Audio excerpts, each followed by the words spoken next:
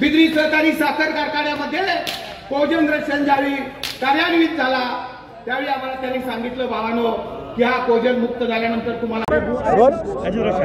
पहिली उचल तुम्ही 3751 रुपये मागितले आहेत. जर तुम्ही नाही करू शकता विचारात घेतला की मैदानात मी उतरणार कसा असेल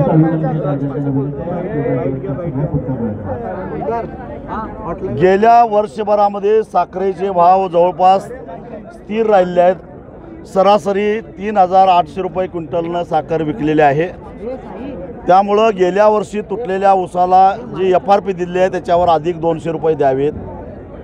आणि यावर्षी एकूण ऊसाचं उत्पादन लक्षात घेता केंद्र सरकारचं इथेनॉल संदर्भातलं धोरण, आंतरराष्ट्रीय बाजारपेठेतील एकूण स्थिती लक्षात घेता यावर्षी वर्षभरामध्ये साखरेचे भाव 4100 ते 4200 रुपये ह्या लेवलला असणार आहेत. या साऱ्याचा हिशेब करता आणि एकूणच या परिसरामध्ये विशेषतः पश्चिम महाराष्ट्रातल्या साखर कारखान्यांना जो ऊस पुरवठा केला जातो त्याची रिकव्हरी लक्षात घेता 3751 रुपये विनाकपात एक रकमी द्यायला काही हरकत नाही. कारण एका कारखान्याची FRPच बसते 3713 रुपये. आम्ही काय त्याच्यामध्ये 30-40 रुपये जास्त मागितलेले आहेत आणि तशी स्थिती यावर्षी आहे.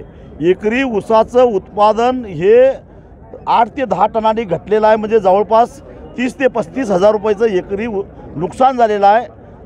नुकसान भरपाईच्या कुठल्याही निकषामध्ये ते बसत नाही. म्हणजे ते थेट शेतकऱ्याला सोसावं लागणार आहे.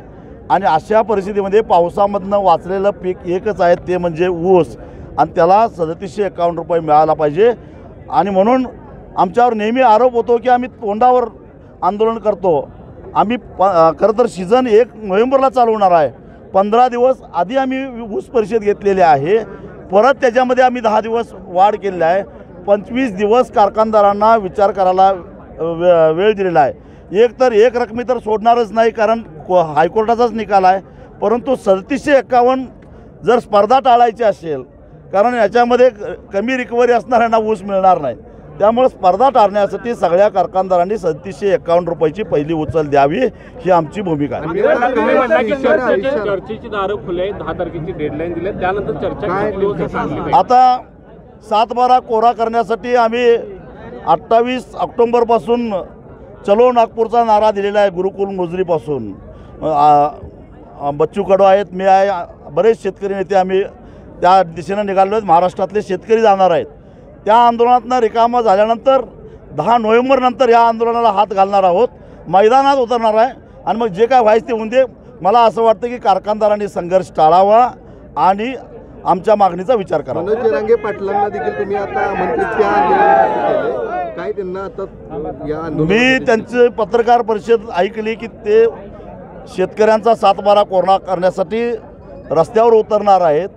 शेतकऱ्याचा 7/12 कोणामुळे कोरा होतो हे महत्त्वाचं नाही.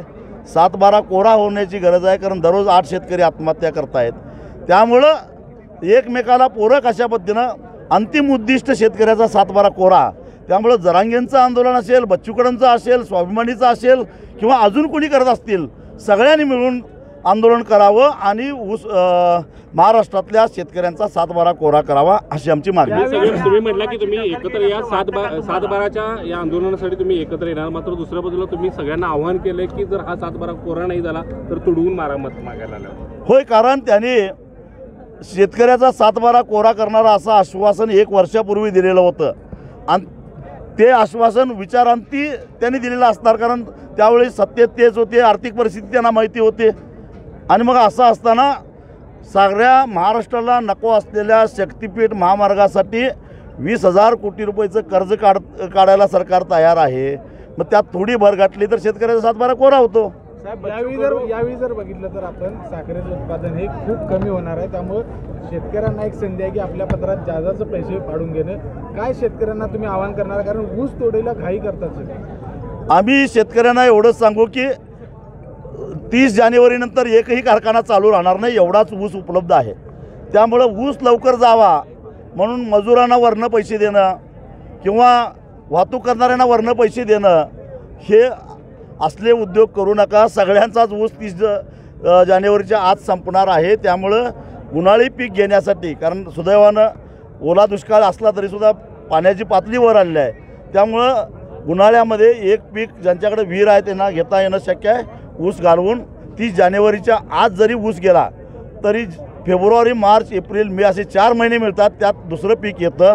तेव्हा शेतकऱ्यांनी ऊस घालवण्यासाठी मिळेल त्या दरानं किंवा या तोडणी वाहतूक करणाऱ्यांची मुजोरी किंवा मजुरांची मुजोरी किंवा मशीनवाल्यांच्या मुजोरीला बळी पडू नये एवढंच माझं शेतकऱ्यांना सांगणं आहे. काटेमारीच्या मुद्द्यावर तुम्ही ब्लॅकमेल म्हटला या इथून पुढच्या टार्गेटवरती तुमचे तेच असतील का? मुख्यमंत्र्यांना माहिती आहे काटा मारतात तर मग कारवाई का केली नाही? महाराष्ट्राच्या मुख्यमंत्र्याच्या वर कोण नाही ना वरिष्ठ. मग एक माणूस गुन्हा करतोय हे माहिती आहे, मग त्यावर कारवाई का नाही झाली?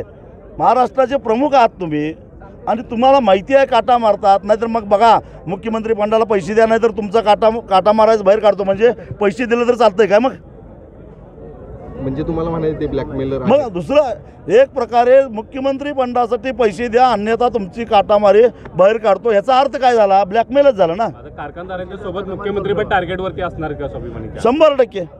जर त्यांना माहिती बरं 10 वर्षापूर्वी मी पुरावे यांना दिले होते. बरं यायचा वापर करायचा उत्पादन वाढीसाठी, मग रिकव्हरी चोरीसाठी आणि काटामारीसाठी यायचा वापर का होऊ नये हे आम्हाला सांगा तुम्ही. ओके. आजची ऊस परिषद झाली. काही जण आरोप करत होते की चळवळ संपली. त्या सगळ्यांना उत्तर काय असणार आहे? तुम्ही म्हणजे महाराष्ट्राचे डोळे आहात आणि तुम्ही तुमच्या डोळ्यानं बघितलेलं आहे चळवळ संपली का चळवळीला बाळसा आलेला आहे. जरी माझी केस पिकलेली असली तरी चळवळीला मात्र चांगलंच बळसा आलेलं आहे.